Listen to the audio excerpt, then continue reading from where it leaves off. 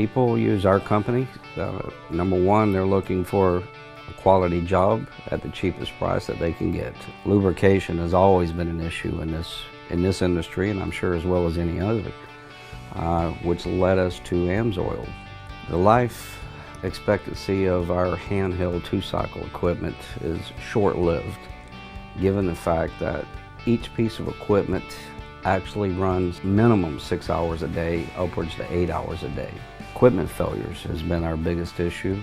We started running the Sabre, and ironically we had two blowers come in. One of them with the old mixture that was a high-end oil that we used prior to AMSOIL. Long story short, we had to tear into this particular blower, and then we tore into a blower that we had been using AMSOIL. And once you open those engines up, it was like night and day.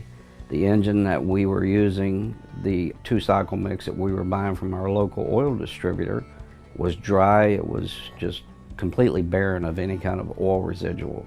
It actually looked like charcoal inside. We opened the AMSOIL engine up. It was nice and wet. It was like any engine should look, just extremely well lubricated.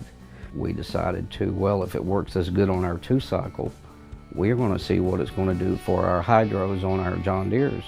Our hydros now are almost running 4 degrees cooler than what they ever were. So less heat, less problems, more functionality with that unit. So everything that we put this product in, the temp's anywhere from 4 to 6 degrees cooler than any product we've ever used.